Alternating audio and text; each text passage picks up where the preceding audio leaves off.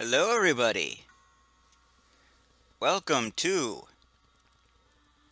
Trilby's Notes. Let's begin.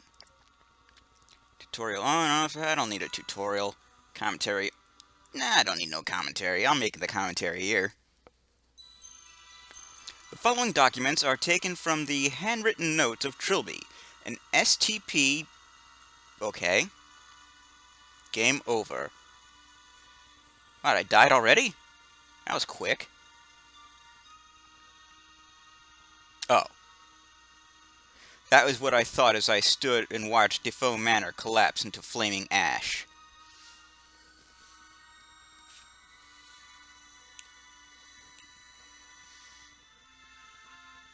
The ordeal was over. Those 5 days cost us all so much. Philip and AJ paid with their lives. They were the fortunate ones. I think some would argue that. Jim Fowler was expelled from school for truancy, a bright future in tatters. Simone Taylor took to the bottle. Her broadcast became slurred, her eyes hollow and unwelcoming. She soon vanished from television screens. As for me, I tried to return to life as a cat burglar, but I had been forever tainted by my time spent in that wretched house. The memories of my possession came back in my nightmares. Every night I was there again in that mansion, staring out through unfamiliar eyes as Philip died at my hands. I became convinced that John Defoe was not at rest, that someday he would return for me. I became so terrified of invisible enemies that I forgot about the tangible ones. Trilby caught! 2 slow, miserable years after Defoe Manor, a barrage of trenchant blows taught me a harsh lesson in reality, and I woke up in the kind of filthy cell I assumed would be my new home. But then he came, the man from the government with his nervous smile offering an alternative. The STP, the Special Talent Project. Stone Temple Pilots. Rest in peace, Scott Weiland. God, screwed that one up. It hadn't been that much earlier that I would have sooner died than enter an obligation with anyone, least of all the government. Had Defoe Manor changed me that much? Whatever my reasons, I left my past behind and resolved to give my new superiors nothing to complain about. I spent a year and a half completing assignments, developing contacts, building a reputation. And then the past caught up. In the summer of 1997, I became concerned about Simone Taylor's mental well-being. The papers were reporting her continual breakdown, and she had become a virtual recluse. I had no idea if my appearance would assist or hinder. I had, after all, deliberately allowed her to think me dead. Presumably, she knew differently now, after the media coverage of my arrest, but I would expect her to be bitter about my subterfuge. On balance, I decided that a meeting with an old friend would most likely be beneficial. I came to her apartment building on a warm, stormy night, and braced myself for the encounter.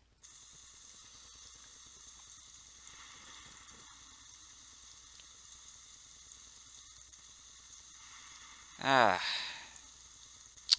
I don't like this. But if I don't see, I'm recording the sound by playing it through the speakers of my computer and recording it through my microphone. That tends to leave it kind of, I don't know, muffled. But if I play it through if I record directly from the computer, it comes out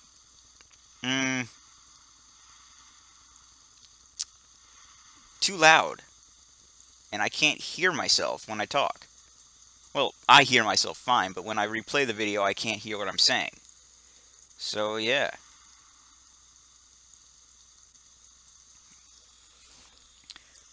Look, door.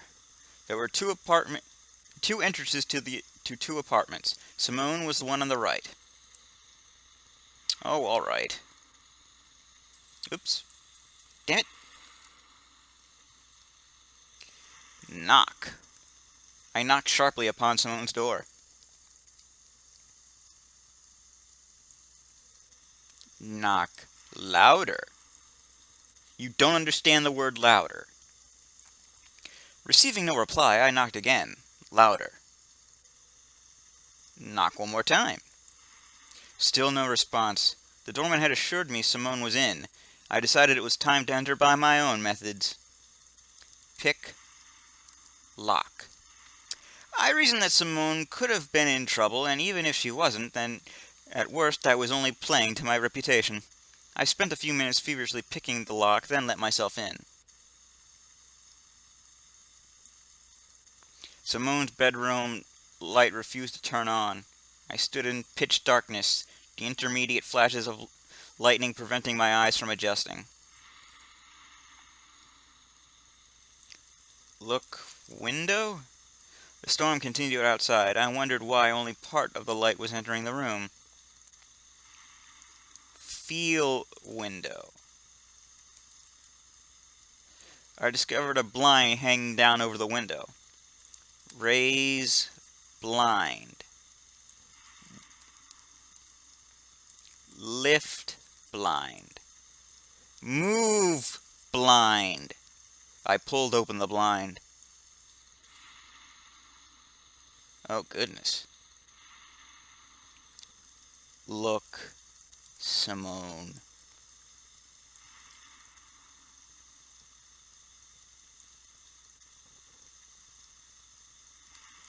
Damn it. Look, body. The body on the floor was undoubtedly Simone. I felt for a pulse and my hands came away stained with long cooled blood. My fingers traced the outline of a large wound in her torso, slashed by a big weapon wielded by a big assailant. I called for an ambulance, as futile as it would be, and left before they arrived.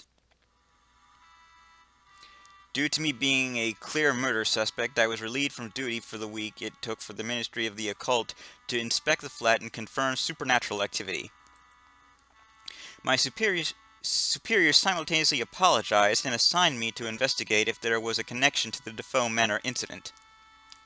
Merely reading those 3 words capitalized on the front of a loose-leaf file brought the nightmares back with more intensity than ever.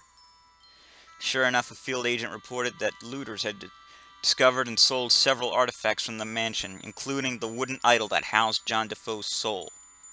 To my surprise, no murders had been reported or committed by anyone who had come into contact with the accursed trinket. I did not find this reassuring. I quickly advised James Fowler to go into hiding. He was stunned, but agreed. The boy had sense and still respected my judgment. This done, I began following the idol's trail. From the pawn shop it had entered the possession of one Professor Abed Chahal, an authoritative historian. Chahal? Connections. He had scheduled some kind of antique fair in the Clansborough Hotel on a small island off the coast of Angelisi, popular with tourists. Assuming the role of a scholar of antiquities, I booked a room. On the 28th of July, 1997, I caught a ferry from Angeles and arrived at 3 p.m. in the Clansborough Island's coastal village. 28th of July, 2807. In a few hundred years, Barry Chahal will be born. It seemed a peaceful hamlet, and in defiance of stereotype, the locals were welcoming, and told me no local legends to dissuade me from exploring the island. The Clansborough Hotel was in the forest center, surrounded by forest. I made my way there on foot.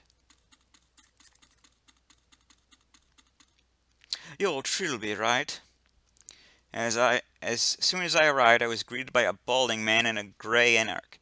I wondered if I was expected to know who he was. That depends. My name is Lankman. I'm with the Ministry of Occultism. Oh?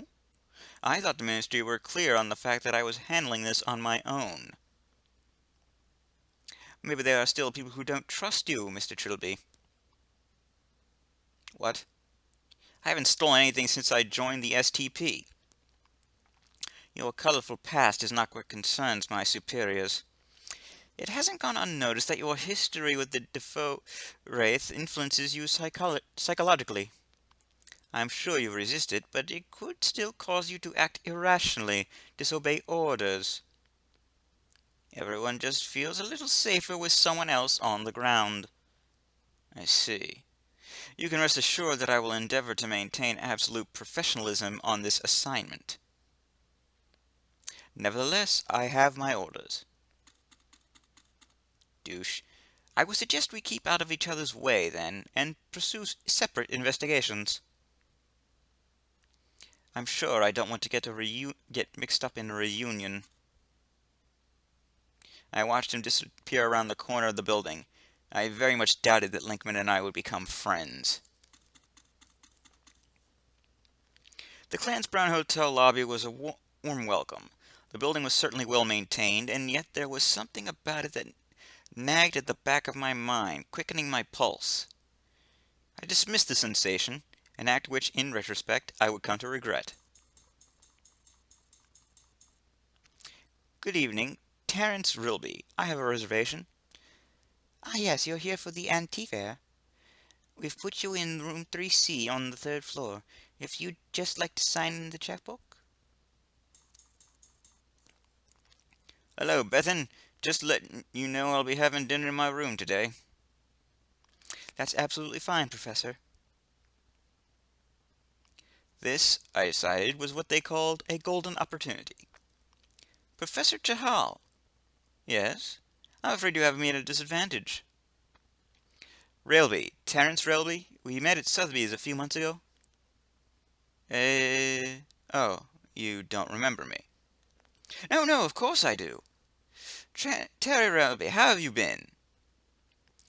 The astute reader has already guessed that both Terence Railby and the previous meeting were utter fiction.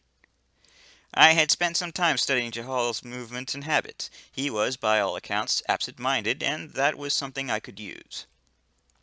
I'm well, thanks. I was hoping I'd run into you.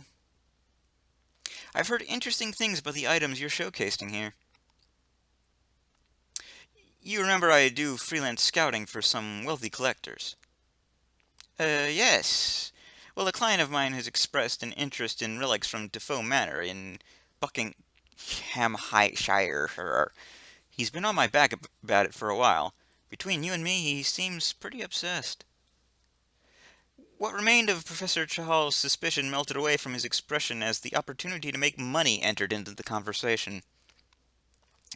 Well, I'm sure I wouldn't want to damage your professional status. Would you like to come up to my room for drinks? Oh, I don't want to impose. No imposition at all. Please follow me. Your room key, Mr. Railby. Ah, thank you. Lead the way, Professor.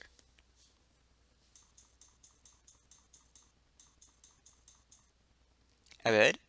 Who's your friend? Oh, let me introduce you. This is my personal assistant, Sivan. She accompanies on most of my excursions. Sivan, this is Mr. Railby, an old acquaintance. He's looking for information on Defoe Manor artifacts.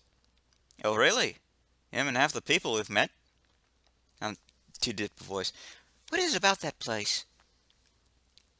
Never underestimate the attraction of a blah blah blah. Please take a seat, Terry. I'll be right with you.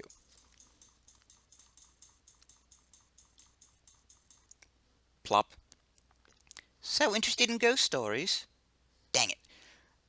I'm trying to do a Scottish or Irish accent, but it keeps coming out kind of cockney. The girl struck me as a forceful personality. I gave the matter some thought before replying.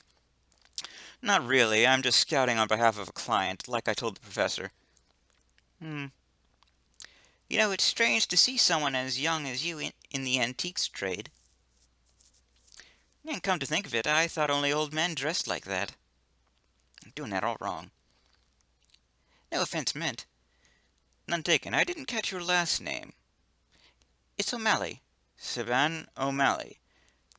Couldn't be more Irish if I tried, could it? Sorry to keep you waiting, dear boy. Now then, what shall we talk about? Save. Why did I name it save?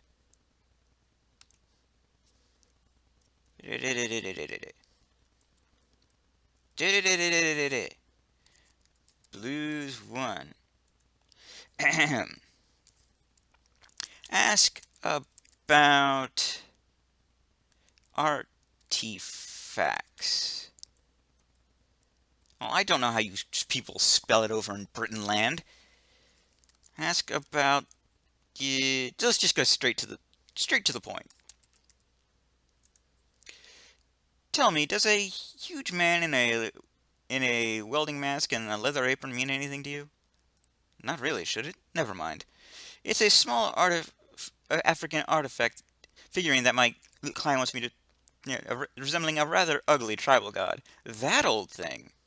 Honestly, despite its age, it's virtually valueless. That's what I said, but my client is very insistent. He's interested in the paranormal, and the idol features in some of the more unlikely accounts of the Defoe Manor incident. Well, I don't suppose I should ask questions if this man of yours wants to take it off my hands. I don't have it on me right now. It's being kept in the hotel safe. Perhaps we could work out a deal after the fair. I had intended to display it with the other Defoe artifacts. Inwardly, I just wanted to get this mission completed as fast as possible, but I didn't want to risk suspicion or giving off the wrong impression. That will be fine. So, just out of interest, what else have you picked up from the mansion? Some silverware and ceramics, most of a burnt rocking chair, and the painting, of course.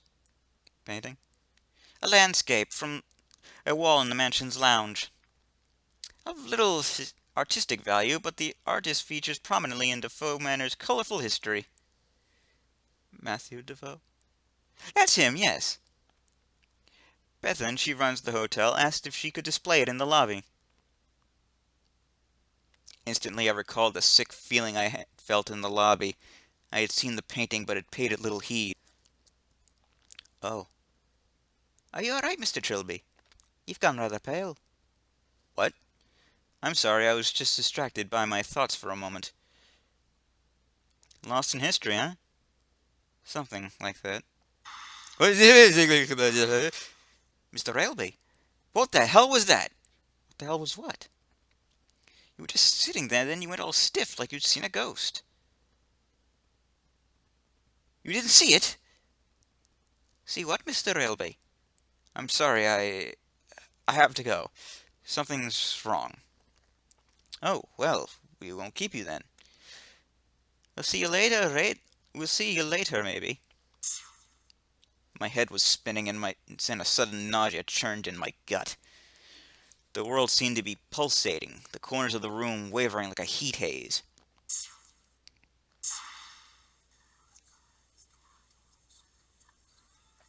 You may say I imagined these things, and I thought that must have been the case. Was I going out of my mind? Was the hotel really changing into some nightmarish twin? Was I the only one who could see it? If I was hallucinating, it was too complex. The harsh wooden floor beneath my feet felt real enough.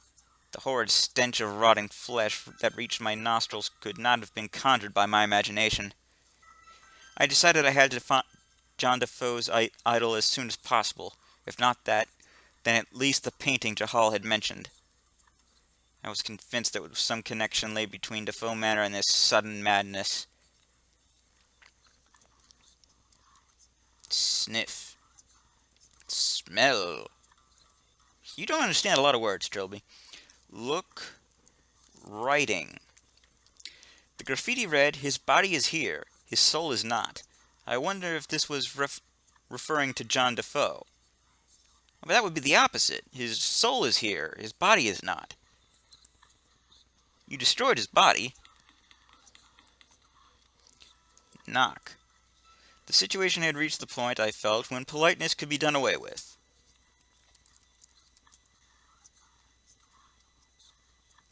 Look, couch.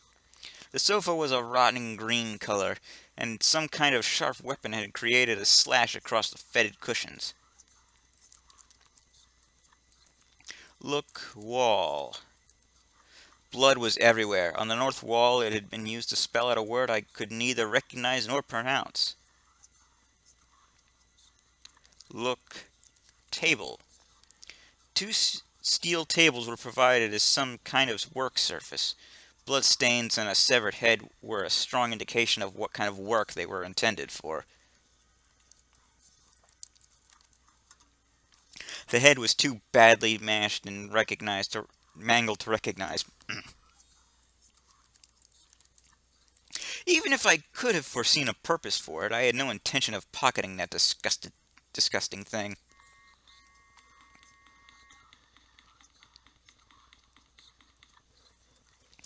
Look out window. Boards had been nailed into the window both inside and outside. Hardly a speck of light made it through the blockage. Look, bed. Where had once been a bed, there was now some kind of stone altar. Chains and manacles indicated that it was for sacrificial purposes. Well, this isn't looking too good. We seem to be in a bit of a issue here. There's a lot of blood here.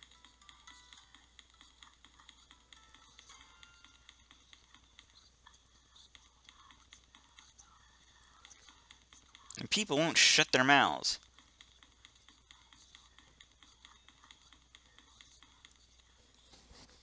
Look, body. It looked like some kind of porcelain mannequin but with bits missing. I couldn't see how it was attached to the wall. Look, bits. Look, look, writing. Blood seemed to be running down the stairs, as if someone had attempted to descend them while bleeding out with increasing speed. The words, "Bring her back," were spelt out on the north wall for unknown reasons.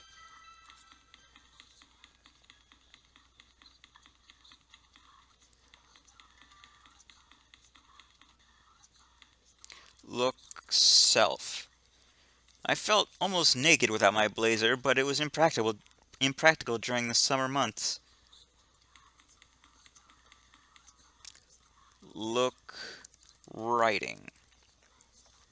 I couldn't even begin to decipher the meaning of the words. Man? Not man? What the hell did it mean? Look, door. 3C. This is apparently my room, although I wasn't sure if this still applied. Look, cross. Open door. My room had slipped into the shadow world. The walls and floor were filthy, and the furniture had been replaced with instruments suffering. Look, bed. A blood-stained stone altar replaced the bed. Look, writing. I once more saw the strange word I had seen on the wall in a bedroom, this time followed by the words, "Love me." Long time. Chizo, love me long time. And that's it for this video. Things are looking grim for our dear friend Trilby. Can he get out of this alive? What is this exactly? Tune in next time to find out. I am the Blues 32. This is Trilby's Notes.